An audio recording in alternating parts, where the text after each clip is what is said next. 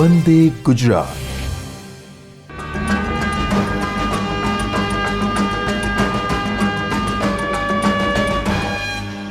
નમસ્કાર વિદ્યાર્થી મિત્રો,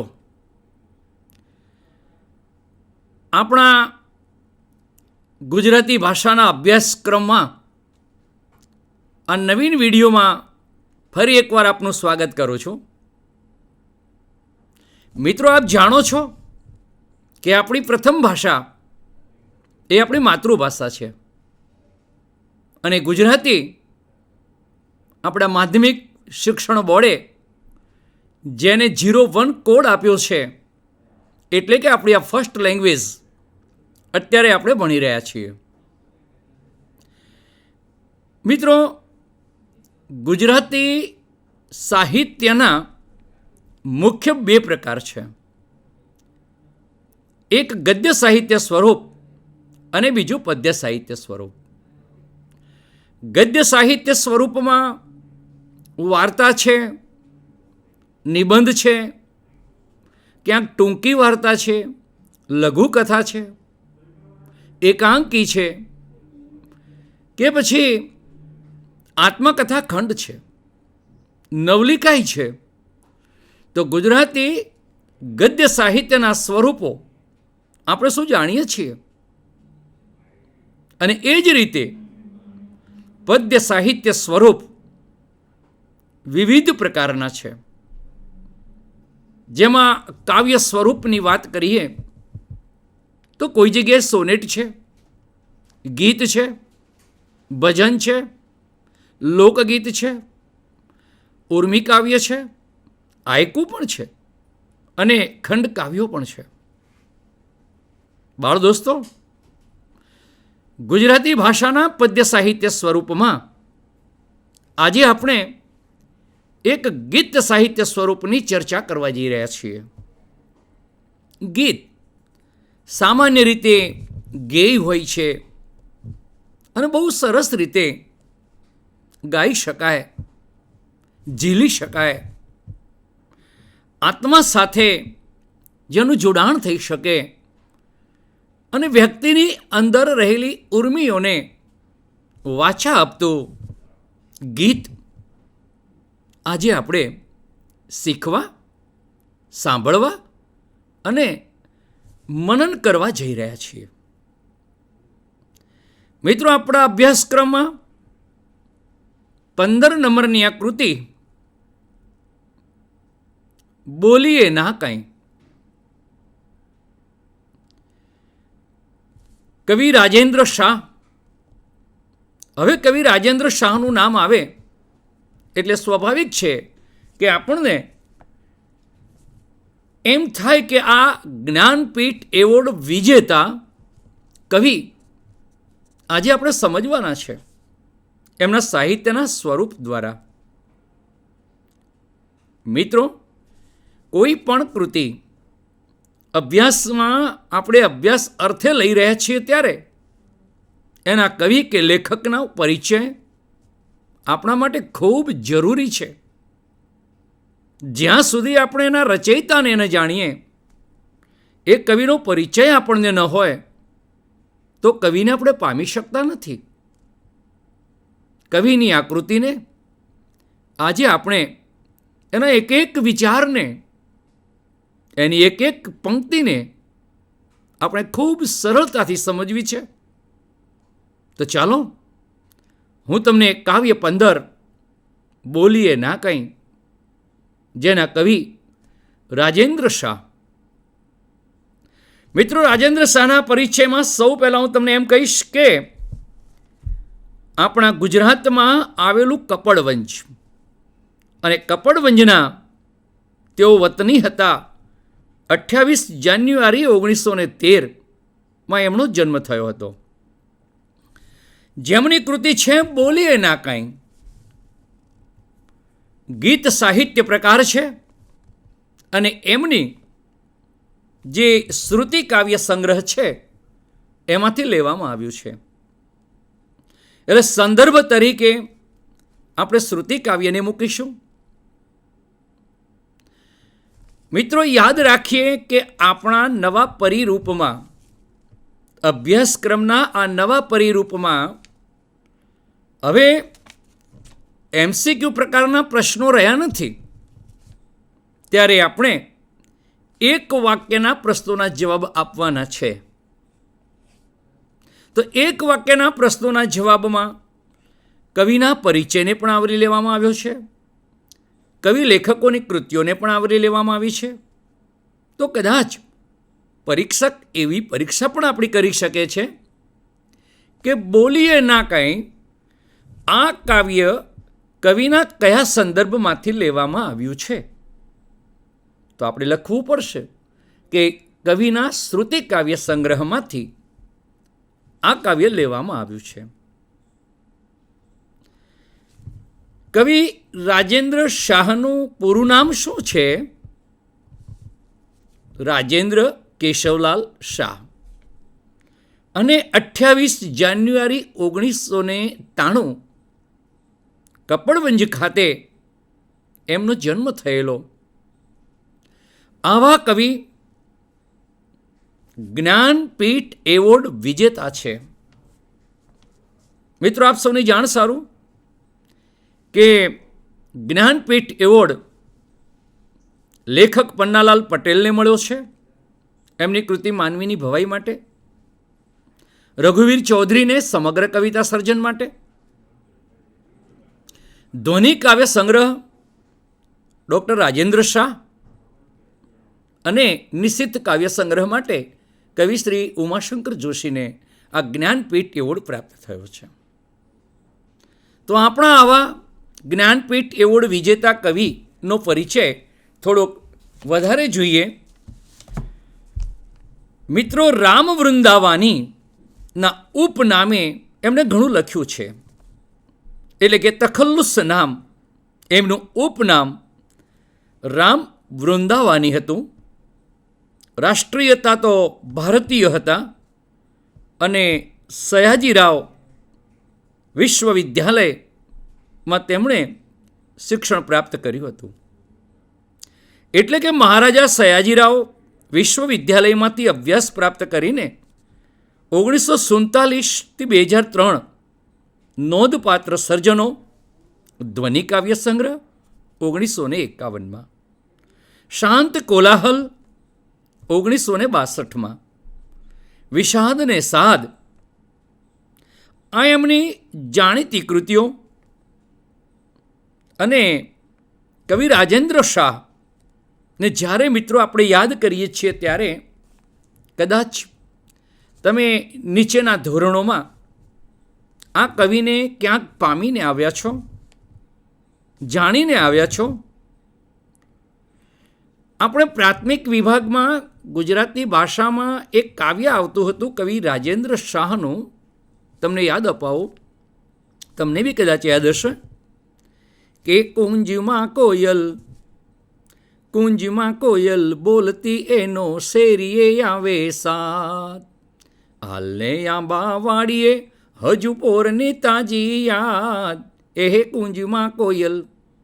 કુંજમાં કોયલ બોલતી એનો શેરીએ આવે સાત,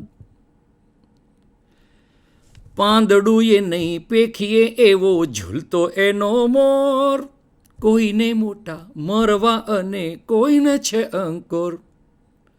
આ પ્રકૃતિ કાવ્યને લઈ કવિ રાજેન્દ્ર શાહ નાના નાના બાળકોમાં ખૂબ પ્રિય બન્યા. એવા કવિને આજે સમજવા, જાણવા અને એમની આકૃતિ બોલીએ ના કાંઈ નો આજે આપણે રસાસ્વાદ કરીશું, એનો આસ્વાદ્ય માણીશું. તો મિત્રો, કવિ વિશે જ્યારે વાત ચાલી રહી છે ત્યારે આપણે કાવ્ય સંગ્રહો જે એમના છે આપણા નોલેજ માટે, ધ્વનિ 1951, આંદોલન 1952, શ્રુતિ 1957 જે આજનો આપણો સંદર્ભ છે અને એ સંદર્ભમાંથી લીધેલું આ કાવ્ય હમણાં આપણે સમજવાના છીએ. શાંત કોલાહલ 1962, ક્ષણ જે ચિત્તરંજન 1968, વિષાદને 7, 1968, મધ્યમા 1978, ઉદ્ગીતિ 1979, ઈક્ષિણા 1979, પત્રલેખા 1981. આમ એક પછી એક કૃતિઓ ગુજરાતી સાહિત્યને સમૃદ્ધતા બક્ષતી રહી છે અને આ કવિ શ્રુતિ કાવ્ય સંગ્રહમાંથી આપણા અભ્યાસક્રમમાં આ કૃતિનો સમાવેશ થયો. બોલીએ ના કંઈ. મિત્રો, કવિ એમ કહે છે કે આપણે પરિસ્થિતિ પ્રમાણે કોઈક જગ્યાએ ચૂપ પણ રહેવું પડે છે. સતત બોલવું જ એવું કંઈ જરૂરી નથી. ક્યારેક મૌન બી ધારણ કરવું પડે છે. આવો આ ગહન વિષય કવિ આપણને એમની પંક્તિઓ દ્વારા સમજાવવા જઈ રહ્યા છે. અને ત્યારે કવિ એમની પહેલી જ પંક્તિમાં એમ કહે છે કે બોલીએ ના કાંઈ. કેમ? આ બી તો આપણા માટે એક પ્રશ્ન છે. કેમ ના બોલીએ? આપણું હૃદય ખોલીએ ના કાંઈ. આપણું જે હૃદય છે એને ખોલવાની જરૂર નથી. બોલીએ ના કાંઈ, આપણું હૃદય ખોલીએ ના કંઈ, વેણને રહેવું ચૂપ. વેણ એટલે વચન. આપણે બોલવાનું નથી. શા માટે નથી બોલવાનું? કેમ નથી બોલવાનું? કવિ એમ પરિસ્થિતિ પ્રમાણે એમ કહે છે કે બોલીએ ના કાંઈ, આપણું હૃદય ખોલીએ ના કાંઈ. એટલે આપણા મનની વાતો, આપણા હૃદયમાં જે પડ્યું છે, આપણા મનમાં જે પડ્યું છે, એને કોઈની આગળ ક્યારેય ખોલવું ન જોઈએ. તો આ બી એક પ્રશ્ન છે કે શા માટે ન ખોલવું જોઈએ?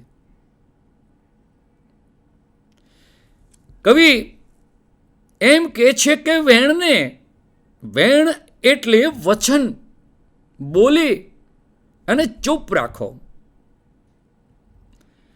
નેણ ભરીને જોઈ લે વીરા, નેણ ભરીને, આંખ ભરીને જોઈ લે વીરા. અહીં વીરા એ સંબોધન છે. વિભક્તિનો એક પ્રકાર છે સંબોધન વિભક્તિ. કવિ જેમ પેલું કાવ્ય કુંજમાં કોયલ બોલતી, એનો શેરીએ આવે સાદ, હાલને આંબા વાળીએ હજુ પોરની તાજી યાદ, એ જ રાગમાં આ ગીતને પણ છેડ્યું છે. બોલીએ ના કાંઈ, આપણું હૃદય ખોલીએ ના કંઈ, વેણને રહેવું ચૂપ, વેણને રહેવું ચૂપ. આપણા વચન બીજાની સામે કહેવાની કોઈ જરૂર જ નથી. નેણ ભરીને જોઈ લે વીરા, હે વીરા, હે ભાઈ, તારી આંખ ભરીને તું જોઈ લે, સમજી લે. શું સમજવાનું છે? વેણના પાણી ઝીલનારું સાગર છે કે વાકુપ? જો અહીં કવિએ છંદનો પ્રયોગ કર્યો છે. વેણને રહેવું ચૂપ, નેણ ભરીને જોઈ લે વીરા, સાગર છે વાકુપ. તો ચૂપ અને કુપ આ બંને પ્રાસ મેળવ્યા છે કવિએ. એને અંત્યાનુપ્રાસ અલંકાર કહે છે. કવિ કોઈ જગ્યાએ છંદ પ્રયોજન કરે છે, કોઈ જગ્યાએ અલંકારનો પ્રયોગ કરે છે. શબ્દ પ્રયોગ તો છે જ. એટલે કવિ રાજેન્દ્ર શાહ નેણ ભરીને જોઈ લે વીરા, સંબોધન વિભક્તિમાં વીરાને ઉદ્દેશીને એમ કહે છે કે વેણના પાણી ઝીલનારો સાગર છે કેવા કૂપ. સાગર એટલે દરિયો, દધીચી, સમુદ્ર. આમ સાગરના અનેક પર્યાય શબ્દો છે. તમે બાકીના પર્યાય શબ્દો મેળવી લેજો મિત્રો. વેણનું પાણી, વહેતું પાણી જે વહી રહ્યું છે એ પાણી ઝીલનારું, ઝીલવું એટલે આમ પકડવું. વેણના પાણી ઝીલનારું સાગર છે વાકુપ, એટલે કે જે પાણી વહી રહ્યું છે એ પાણી દરિયામાં જાય છે કે કૂવામાં જાય છે એ વાતને બરાબર સમજજો. માટે કવિ એમ કહે છે કે નેણ ભરીને જોઈ લે વીરા, વેણનું પાણી ઝીલનારું સાગર છે કેવા કૂપ. જે પાણી વહી રહ્યું છે એ સાગરમાં જાય છે કે પછી કૂવામાં જાય છે એ જરાક જોઈ લો. હવે આપણે એનો સૂક્ષ્મ અર્થ સમજીએ. કાવ્ય હંમેશા એના બે અર્થમાં વહેંચાયેલું હોય છે. પ્રથમ દ્રષ્ટિએ આપણને જે દેખાય ને એ સ્થૂળ અર્થ છે અને કવિના અંતર્મનની વાત જે ગુઢાર્થ છે ને એ સૂક્ષ્મ અર્થ છે. અહીં કવિ એમ સ્પષ્ટપણે કહી રહ્યો છે કે તમે આંખ ભરીને જોજો કે જે પાણી વહી રહ્યું છે, જે આપણી વાત જે બીજાને કહી રહ્યા છીએ એ સામેની વ્યક્તિ સાગર દિલની છે કે ઊંડા દિલની છે. ઊંડું દિલ અને નેડું દિલ આ બંને શબ્દો સમજવા જેવા છે. જેના હૃદયની વિશાળતા હોય એને ઊંડા દિલનો કહેવાય, એને દરિયા દિલ કહેવાય. પણ જેનું મન નાનું છે, જે ટૂંકા મનનો છે, જે ઝીલી શકતો નથી, જે જીરવી શકતો નથી, એ કૂવા જેવો છે. એટલે આપણા વચનો, આપણી વાત આપણે જે બીજા આગળ કહી રહ્યા છીએ એ સામેની વ્યક્તિને બરાબર તમે ઓળખજો. એ દરિયાદિલી જો વ્યક્તિ હોય તો કોઈ પ્રશ્ન નથી, કેમ કે આપણી વાતને સમજશે, એના મનમાં રાખશે, એ બીજાની આગળ આપણી વાત નહીં પહોંચાડે. શક્ય હશે તો મદદરૂપ બી બનશે. પણ કૂવા જેવા દિલ એટલે કે આપણી વાત સાંભળીને ક્યાંક હસી મજાક થાય અથવા આપણને ઉપયોગમાં ના આવે, ક્યાંક આપણે હાસ્યપાત્ર બનીએ, એવા માણસો આગળ આપણા મનની વાત આપણે ક્યારેય નહીં કહેવાની. કવિનો આ ઉપદેશ, કવિની આ પંક્તિ આપણને ઘણું બધું કહી જાય છે. એટલે મિત્રો કવિ આપણા માટે બોધક બનીને એમની જે વાત છે ને બહુ સ્પષ્ટપણે કરી છે કે વેણના પાણી ઝીલનારું સાગર છેવા કૂપ. સામેની વ્યક્તિ જો દરિયાદિલી હોય તો બરાબર છે, પણ જો કૂવા જેવું એનું મન હોય તો આપણી વાત એને કહેવાનો કોઈ અર્થ નથી. વન મેરાને માર્ગ વિઝન, વન વેરાને માર્ગ વિઝન, સિમ જ્યાં સુની ગુંજતી કેવળ આપણું ગાયું ગાન. વન વેરાને, વન એટલે જંગલ, વેરાન જંગલ છે, માર્ગ વિઝન છે. માર્ગમાં કોઈ માણસની અવર જવર નથી, એને વિઝન કહેવાય. વિઝન, જન એટલે માણસ, માણસ વિનાનું માર્ગ વેરાન છે. એટલે કવિ એની બીજી પંક્તિઓમાં બહુ સ્પષ્ટપણે આપણને એમ સમજાવી રહ્યા છે કે વન વેરાને માર્ગ વિઝન, સીમ જ્યાં સુની ગુંજતી કેવળ આપણું ગાયું ગાન. ગામને આરે હોય બહુજન, લખનો મેળો મળ્યો રે ત્યાં કોણ ને કોની તાન. એ વનવેરાને માર્ગ વિઝન, વનવેરાને માર્ગ વિઝન. રવિન્દ્રનાથ ટાગોરની પેલી પંક્તિ છે ને કે તારી સાથે કોઈ ના આવે ને તો તું એકલો જાને રે. આ એવી જ પરિસ્થિતિ છે. કવિ એમ કહે છે કે વન વેરાને માર્ગ વિઝન. વન છે, જંગલ છે, વેરાન છે, માર્ગ અવર જવર વિનાનો છે, સૂનો માર્ગ છે. જો મિત્રો, તમારી સામે મેં એક એવું દ્રશ્ય મૂકવાનો પ્રયત્ન કર્યો છે કે તમે આ એક પીપીટીની સ્લાઇડ જોઈ રહ્યા છો અને સ્લાઇડમાં તમે એક વેરાન જંગલ જોયું છે જેમાં કોઈ પણ માણસની અવર જવર નથી. માર્ગ સૂનો છે. સીમ એટલે પાદર, ગામનું પાદર સાવ સૂની છે અને ગુંજતી કેવળ આપણું ગાયું ગાન. આપણે જે ગાયું, આપણી જે વાત છે, આપણા મનની પીડા છે કે આપણા મનનું સુખ છે, એ સુખ, પીડા કે આપણા મનની વાત આપણે જ ગાવાની છે. ગુંજતું કેવળ આપણું ગાયું ગાન. આપણું જ ગાન આપણે ગાવાનું, કેમ કે સાંભળનાર કોઈ નથી. વન વેરાન છે, માર્ગ વિઝન છે, સીમ સૂની છે, એટલે આપણે આપણું જ ગાયું ગાન આપણે ગાવાનું છે. ગામને આરે હોય બહુ જન, ગામને આરે,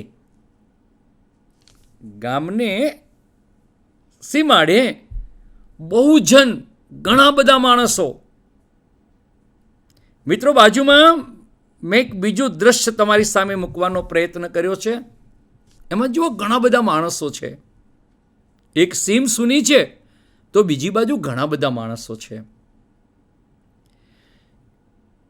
કવિ શબ્દ પ્રયોગ બહુ સુંદર મજાનો કર્યો છે. લખનો મેળો. લખનો બહુ તળપદો શબ્દ છે. લખનો એટલે લાખોનો. માનવ મેદની ઉભરાણી છે. આમ માનવોની વચ્ચે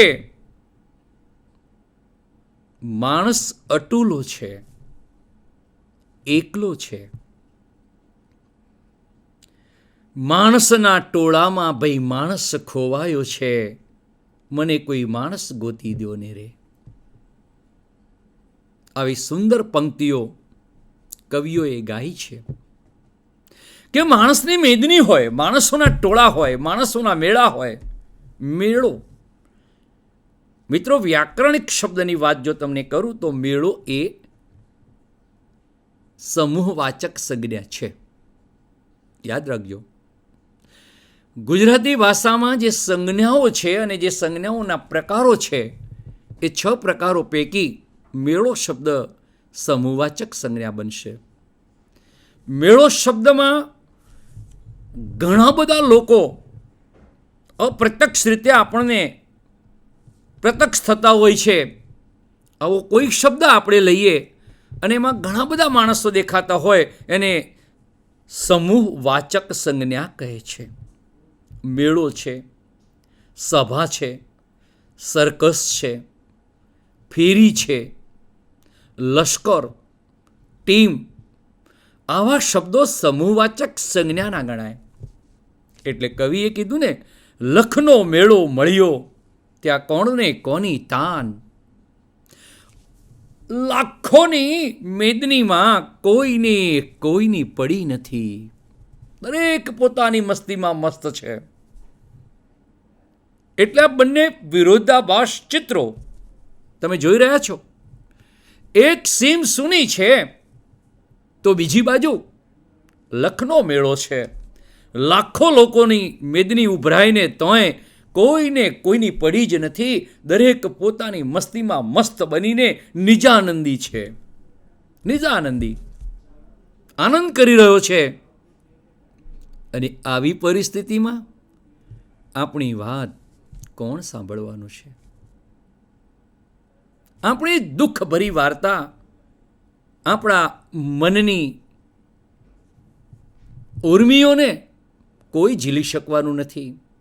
એટલે કવિ એમ કહે છે કે કદાચ તમારા મનની વાત તમારે કહેવાની બી થાય ને તો સામેના પાત્રને ઓળખજો. એ જો વિશાળ દિલનો હોય, સાગર દિલનો હોય તો એની આગળ વાત કહેજો. પણ જો કૂવા જેવું એનું પેટ હોય, રૂઢિપ્રયોગ છે, એક કૂપ હોય, કૂપ એટલે કૂવો, જો કૂવો હોય ને તો આપણી વાત ન કહેવાય. નદી વહેતી વહેતી વહેતી વહેતી જાય અને દરિયાને મળે તો દરિયામાં ગમે એટલો પાણીનો ધસમસતો પ્રવાહ એમાં સમાઈ જાય છે. તમે જોયું કોઈ દિવસ દરિયો ઉભરાયો હોય?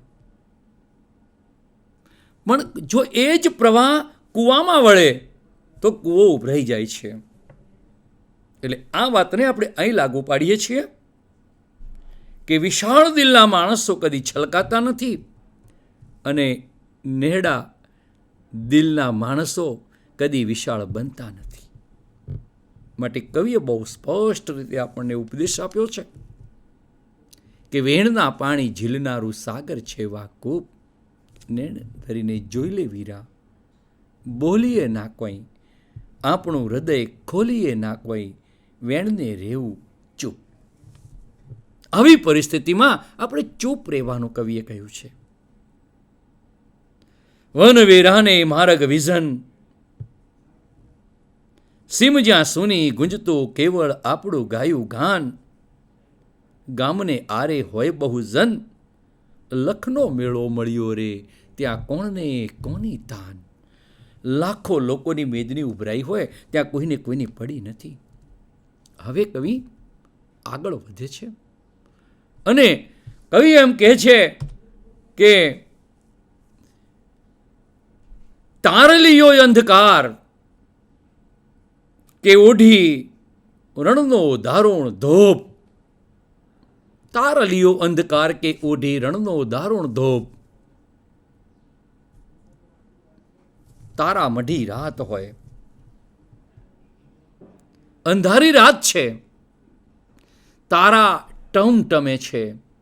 તમે જુઓ, તારલિયા ટમટમે, આકાશમાં તેજ વિનાની રાત એટલે અંધારી રાત છે. આ પરિસ્થિતિમાં કવિ એમ કે માનમાં જવું એકલ વીરા, તારલિયો અંધાર કે ઓઢી રણનો દારૂણ ધોપ. રણનો દારૂણ ધોપ, રણ જ્યાં ધૂપ પડે છે અને ધરતી તપે છે, એવી તપતી ધરતી જ્યાં સૂર્ય પણ કૃપાયમાન બન્યા હોય અને આ ધક ધક ધક ધક થતી ધરતી એનો જે ધૂપ છે બાળી નાખે. એટલે કે ધૂપ પડતું રણ હોય કે પછી અંધકાર ભરી રાત હોય, એવી પરિસ્થિતિમાં આપણી વ્યથા, કવિ કહે છે કે ગમે તે પરિસ્થિતિ હોય પણ આપણી મનની વાત આપણે કોઈને કહેવી નથી. શા માટે કહેવી જોઈએ? કોઈ ફાયદો નથી. કેમ કે આજે આ રગવાટ ભરી જિંદગીમાં માણસો બસ પોતાની મસ્તીમાં જીવન વ્યથિત કરી રહ્યા છે અને નિજાનંદી માણસો કોઈને કોઈની પરવાહ નથી અને કોઈને કોઈ મદદ કરવા માગતું નથી. એવી પરિસ્થિતિ સર્જાઈ છે અને ત્યારે કવિ ઉપદેશ આપે છે કે આપણે આપણી વાત કોઈને કહેવાની નહીં, મનની વાત મનમાં રાખો. અહીં માણસોની વચ્ચે પણ એકલા ચાલવાનું, અંધારી રાત હોય કે રણની કાળ ઝાળ ગરમી હોય, આપણી વ્યથા અવર નેમન રસની કથા. ઈતર ના કાંઈ. એટલે કવિ આગળ વધ્યા અને એમ કે છે કે આપણી વ્યથા અવર ને મન રસની કથા, ઈતર ના કંઈ જીરવી એને જાણીએ વીરાવ, પ્રાણમાં જલન હોય ને તો એ ધરીએ શીતલ રૂપ. ધરીએ શીતલ રૂપ. જો કવિ એમ કે છે કે આપણી વ્યથા, વ્યથા એટલે પીડા, દુઃખ, આપણને જે વ્યથા છે એ વ્યથા જો આપણે બીજા આગળ કહીએ, એની રજૂઆત કરીએ, તો ક્યારેક એવું પણ બને કે અવરને મન એટલે બીજાને મન રસની કથા બને. એને તો રસ પડે. આપણી વાત સાંભળીને સામેની વ્યક્તિ જો મદદ કરવા તૈયાર થાય એ તો બહુ ઉચિત બાબત છે, પણ એ શક્ય નથી. આજે આપણી વ્યથા અવર નેમન રસની કથા, આપણા દુખડા આપણે બીજા આગળ ગાઈએ તો બીજાને અંદરથી બહુ મજા આવતી હોય છે. તમે જુઓ, અહીંયા મેં તમને બે દ્રશ્ય સામ સામે મૂકીને એ વાત સમજાવવાનો એક નમ્ર પ્રયાસ કર્યો છે મિત્રો, કે એક નર્વસ છે, હતાશા અનુભવે છે, દુઃખી છે, જ્યારે એની વાત સાંભળીને સામેની વ્યક્તિ ખુશખુશાલ છે. એટલે કવિ આ પરિસ્થિતિને ધ્યાને લઈને એમ કે છે કે વેણને રહેવું ચૂપ. ચૂપ રહી જાઓ, બોલો જ નહીં કંઈ. સુખ આવે કે દુઃખ આવે મનમાં જ રાખીએ, એને બીજાની આગળ કહેવાનો કોઈ અર્થ છે જ નહીં. આ ઘડીએ મને કવિ દુલાભાયા કાગ પણ યાદ આવે છે મિત્રો. ગુજરાતી સાહિત્યના બહુ જ લોકકવિ દુલાભાયા કાગ એ આનાથી તદ્દન ઊંધી વાત કરતા હતા. એમ કહેતા હતા કે જી તાર આંગણિયા એ પૂછીને જે કોઈ આવે રે, આવકારો મીઠો આપજે હોજી. તારા આંગણા પૂછીને કોઈ આવે તેને તું આવકારો આપજે. કવિ દુલાભાયા કાગ આવી વાત કરે છે અને ત્યાં વળી એવો ઉપદેશ આપી રહ્યા છે કે વાત એની સાંભળીને આડું નવજો જે રે, એ જીએન ધીરે રે, એ ધીરે તું બોલવાન દેજે રે, આવકારો મીઠો આપજે ઓજી. દુલાભાયા કાગ જ્યારે આવી વાત કરે કે તારા આંગણા પૂછીને કોઈ આવે તો આવકારો મીઠો આપજે, એને ધીરે ધીરે ધીરે બોલવા દેજે, વાત એની સાંભળજે, આળું મત જોજે, અને બને તો દુખડા એના કાપજે. એ પરિસ્થિતિ કંઈક એવી હશે કે દુલાભાયા કાગે એવી શીખ આપી. જ્યારે કવિ રાજેન્દ્ર શાહ જુદી રીતે આપણને વાત કરે છે કે આપણી વ્યથા અવરને મન રસની કથા. આપણી જે વ્યથા છે ને એ બીજાના માટે રસપ્રદ ન બનાવીએ, મનમાં જ રાખીએ. અને આપણા દુઃખનું કેટલું જોર મચાવીએ નહીં શોર. ભાઈ, આપણા દુઃખનું કેટલું જોર. આપણા દુઃખની એવી કોઈ તાકાત નથી કે અંદર ઘર કરી જાય.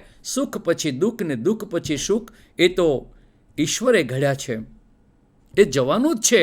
માટે બીજા આગળ આપણી વ્યથા કહીને આપણે મૂર્ખ ન બનીએ, હાસ્યાસ્પદ ન બનીએ. એટલે કવિ અહીં બહુ સરળ ભાષામાં આ ગીતની રચના કરી છે. કવિએ એવું બી કહ્યું છે કે જીરવી એને જાણીએ વીરા, જીરવી એને જાણીએ વીરા, એને જીરવી જાણો, એને સહન કરી જાણો. હે વીરા, હે ભાઈ, તારા મનમાં ગમે એટલી વ્યથા હોય ને, તો એ વ્યથાને તારે જીરવવાની છે, તારે સહન કરવાની છે.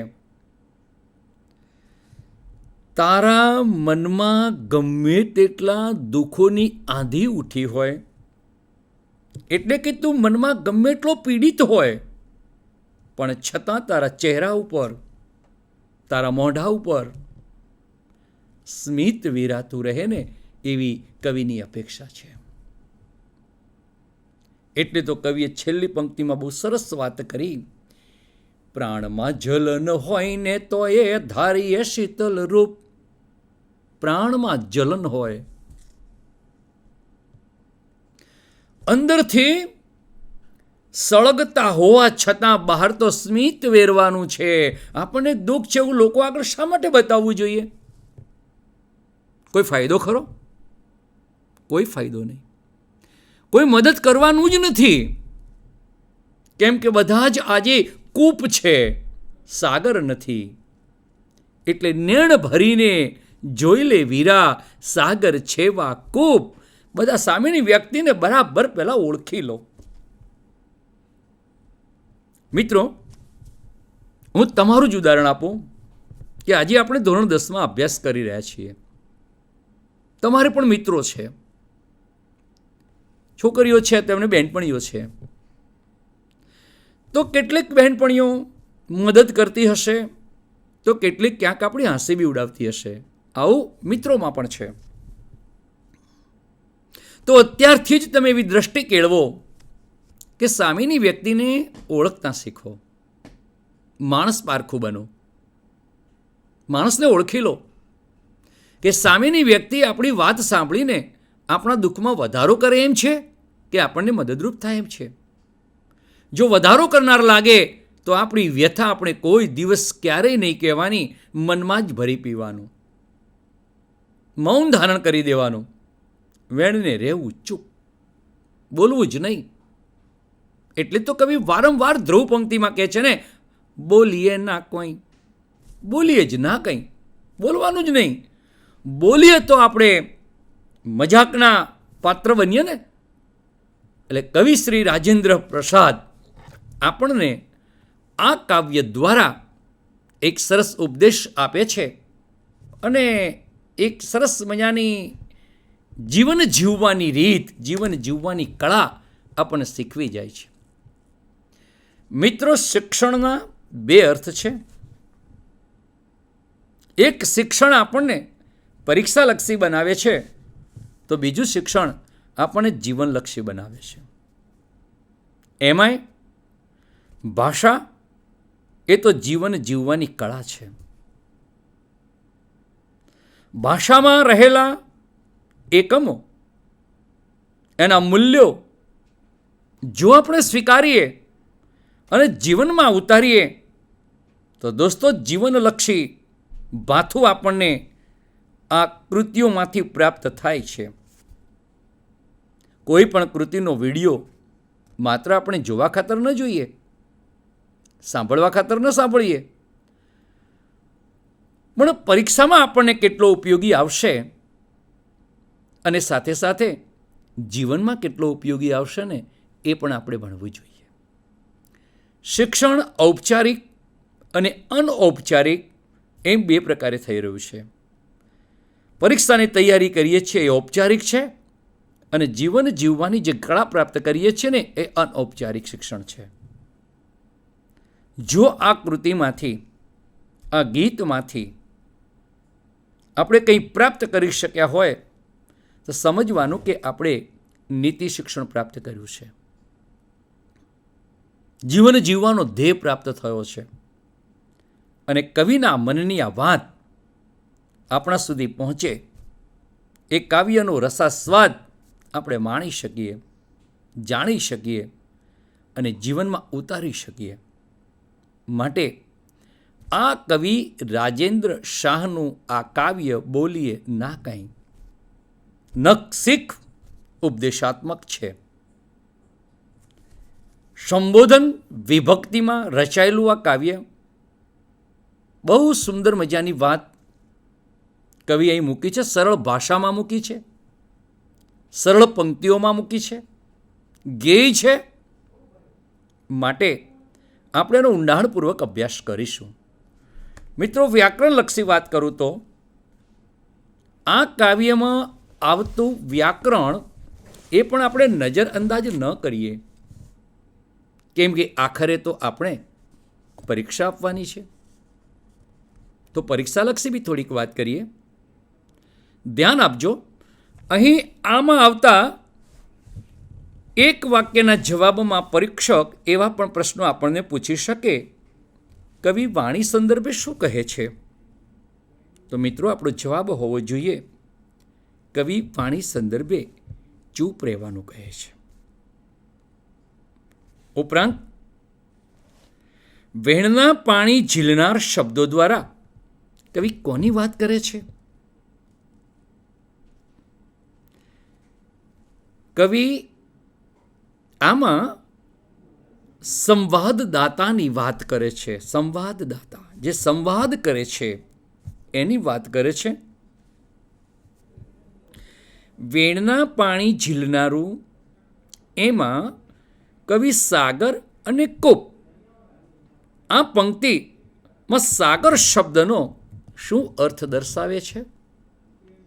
તો સાગર શબ્દનો વિશાળ અર્થ દર્શાવે છે. એની વિશાળતા, સામેની વ્યક્તિની વિશાળતા. અને કૂપ એટલે કૂવો. તો અહીં કેટલાક અપરિચિત શબ્દો આપણે આ કાવ્યના આધારે તૈયાર કરવાના છે.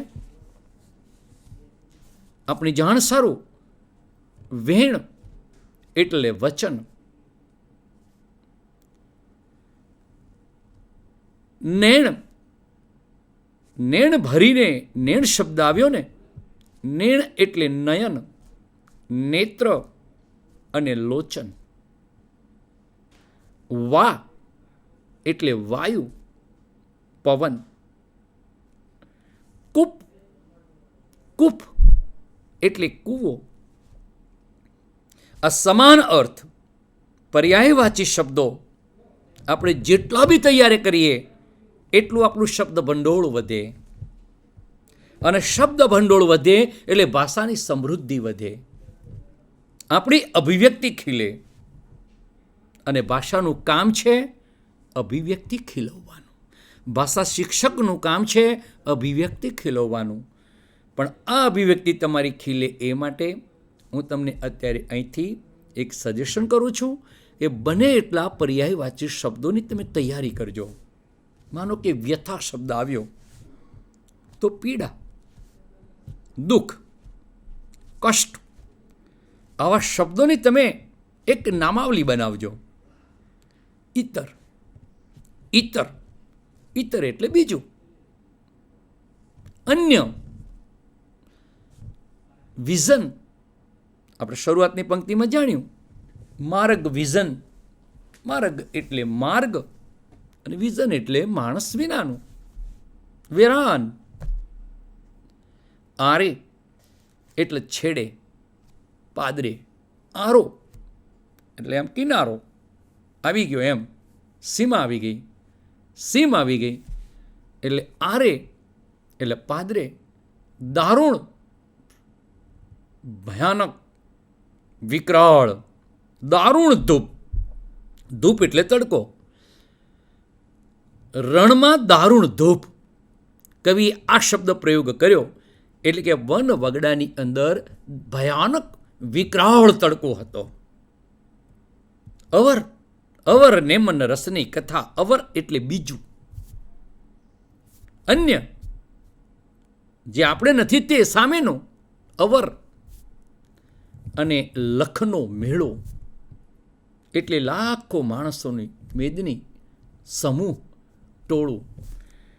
મિત્રો, આમ આ કાવ્યમાં આવતા અપરિચિત શબ્દો સાથે સાથે ભાષાકીય રીતે કેટલાક ઓપોઝિટ વર્ડ્સ એટલે કે વિરુદ્ધાર્થ શબ્દો આપણે જાણવા જોઈએ. એક શબ્દનો નેગેટિવ અર્થ આપણને આવડવો જોઈએ, કેમ કે વિભાગ સી આપણા પ્રશ્નપત્રમાં 20 ગુણના વ્યાકરણમાં એક ગુણ વિરોધી શબ્દનો પણ આપણે આપવાનો છે, તમારે લેવાનો છે. એટલે વિરોધી શબ્દ જે છે એ પણ નજરઅંદાજ આપણે ન કરીએ. શીતળ, શીતળ એટલે આમ ઠંડુ થાય, પર્યાયવાચી શબ્દ તો, પણ ઉષ્ણ એટલે ગરમ. ઠંડુ ગરમ, શીતળ ઉષ્ણ, આ રીતેનો જવાબ આવ્યો. પછી તમે એમ લખો ને કે ભાઈ શીતળ તો ગરમ, તો એ ખોટું પડશે. હંમેશા સંજ્ઞા લિંગ વચન પ્રમાણે જવાબ માગે છે. એટલે શીતળ તો ઉષ્ણ, જો કર્તૃવાચક સંજ્ઞા હોય તો જવાબ કર્તૃવાચકમાં લખવો, ભાવવાચક સંજ્ઞા હોય તો જવાબ ભાવવાચકમાં લખવો. આ રીતે આપણે વિરોધી શબ્દ સામે બંધ બેસતો હોવો જોઈએ. માનો કે જલન, જલન એટલે ઠંડક, ધૂપ છાય, છાંયડો, છાંયો એટલે છાંયડો, અને ધૂપ એટલે તડકો. તો તડકો તો છાંયડો પણ ધૂપ તો છાયા. આ એનો પ્રોપર જવાબ છે મિત્રો. અંધારું, અજવાળું, અંધારું તો અજવાળું. ચૂપ, ચૂપ, વાચાળ, ચૂપ એટલે બંધ, વાચાળ એટલે બોલવું. આ એનો ઓપોઝિટ જે અર્થ છે ને એ આપણે સમજવાનો છે. તો આમ જ્યારે કોઈ પણ કૃતિ આપણા અભ્યાસમાં આવી છે ત્યારે આપણે એને માત્ર સાહિત્યિક રીતે ભણતાની સાથે સાથે વ્યાકરણિક દ્રષ્ટિએ પણ આપણે એની મૂલવણી કરવી જ પડે. કેમ કે માત્ર આપણે પ્રશ્નોના જવાબ નથી લખવાના, વ્યાકરણ બી શીખવાનું છે અને આપણને આગળ જતાં ખૂબ કામ લાગવાનું છે. એટલે આપણે ધ્યાનપૂર્વક એમાં આવતી આ ગ્રામેટિકલ બાબતોને શીખવી છે. યાદ રાખીએ કે કદાચ એવા બી પ્રશ્નો હોઈ શકે કે ભાઈ જે તળપદો શબ્દ છે, તળપદો શબ્દ એટલે કે જે ગામઠી શબ્દ છે, પ્રાદેશિક શબ્દ છે, લોકબોલીનો શબ્દ છે, એ શબ્દને માન્યશિષ્ટ રૂપમાં લખવું પડે. જે તે વખતે જે તે લેખકે કોઈ પ્રાંતીય ભાષાનો પ્રયોગ કર્યો હોય એ કૃતિની મીઠાશ માટે, તો આપણે ત્યાં એને માન્ય શિષ્ટ રૂપ શું હોય એનો ખ્યાલ હોવો જોઈએ એક વિદ્યાર્થી તરીકે. માનો કે વા તો વાયરો, પવન, એવા ઘણા શબ્દો તળપદા છે. માર્ગ, માર્ગ, માર્ગ, રસ્તો, મળ્યો, મળ્યો, મળ્યો નહીં પણ મળ્યો. અહીં કવિએ મળ્યો શબ્દ પ્રયોગ કર્યો, એનો સાચો અર્થ છે મળ્યો. આમ જે કોઈ લોકબોલીમાં બોલાતા શબ્દો એને તળપદા શબ્દો કહેવાય, પણ માન્ય શિષ્ટરૂપ ભાષા એટલે આપણા શુદ્ધ ગુજરાતીમાં બોલાતા શબ્દો આપણે જાણવા જોઈએ. વ્યાકરણમાં શબ્દ સમૂહ માટે એક શબ્દ આપો. આ કાવ્યના આધારે વાત કરું ને તો જુઓ તમે, બે શબ્દો એવા આવ્યા કે જેની અંદર વિશાળ અર્થ રહેલો છે. માનો કે વિઝન. હવે તમે એનું બહુ વિશ્લેષણ કરો તો વિઝન માણસ વિનાનું, વિઝન, જન એટલે માણસ, માણસ વિનાનું વિઝન. આમ જ્યારે શબ્દ સમૂહ માટે એક શબ્દ આપો, આવો કોઈ પ્રશ્ન પરીક્ષામાં આવે તો આપણે એના માટે એક ચોક્કસ શબ્દ શોધીને મૂકવો પડે, અને એ આ રીતે મૂકી શકાય. સળગાવેલી સુગંધિત પદાર્થમાંથી નીકળતો સુગંધિત ધુમાડો, ધૂપ. ધૂપ કહીએ ને આપણે કે ભાઈ આજે ધૂપ કરવામાં આવ્યો છે, માતાજીની આગળ ધૂપ કર્યો, ભગવાનની આગળ ધૂપ કર્યો, ઈષ્ટદેવની આગળ ધૂપ કર્યો. તો ધૂપ એ એક નાનકડા શબ્દમાં વિશાળ અર્થ રહેલો છે કે સુગંધિત પદાર્થ જે સળગાવવામાં આવે છે તે એટલે ધૂપ. તો આપણે તો ક્યાંક સંધિ, સમાસ, શબ્દ સમૂહ, વાક્ય પ્રયોગ, વાક્ય રૂપાંતર, અલંકાર, છંદ, સમાનાર્થી, વિરોધી, કહેવત અને રૂઢિપ્રયોગ. આવા વ્યાકરણની અનેક બાબતોને કૃતિની સાથે ને સાથે જ આપણે તૈયાર કરતા રહીશું, કૃતિને પણ સમજતા રહીશું. અને આ રીતે મિત્રો આપણે આપણી ગુજરાતી ભાષામાં આવતી કૃતિઓને બહુ સરસ રીતે હૃદયગસ્ત કરીએ અને જીવનલક્ષી બનાવીએ તો હું માનું ત્યાં સુધી આપણે અભ્યાસમાં સાર્થક નીવડ્યા છીએ અને સાચા અર્થમાં આપણે અભ્યાસ કરી રહ્યા છીએ એવું આપણને લાગશે. ભણ્યાનો એક આનંદ આવશે અને સાથે સાથે કારકિર્દીનું ઘડતર થશે. આપણું આ કાવ્ય બોલીએ નાકમય સમગ્ર કવિતાનો સાર, આખી કવિતાનો કાવ્ય સાર ફરી એકવાર આપણે ધ્યાનથી સાંભળી લઈએ. બોલીએ નાકમય ગીતમાં કવિએ જીવનની સાચી વાસ્તવિકતા રજૂ કરી છે. જીવનમાં સુખ અને દુઃખ બંને આવે ત્યારે આપણે દુઃખી થવાની જરૂર નથી, પરંતુ સમાજમાં એવા લોકો પણ વસે છે કે જે અન્યની વ્યથાને પોતાના માટે એક રસની કથા બનાવે છે. જીવનમાં માર્ગમાં જે કોઈ દુઃખ, સંઘર્ષ આવે એને આપણે જ સહન કરવાનું, બીજાની આગળ રડવાથી કોઈ જ ફાયદો નથી એવું બહુ સ્પષ્ટપણે કવિ આપણને સમજાવ્યું છે. કોઈની પાસે આપણું હૈયું ખોલવાની કવિએ ના પાડી છે. હૈયામાં દુઃખનો અગ્નિ ગમે એટલો ભરેલો હોય ને તો પણ, ગમે એટલો સળગતો હોય, આપણે તો શીતળતા જ રાખવાની છે. આવા ગીત દ્વારા સરળ વાત કવિએ આપની સમક્ષ મૂકી છે.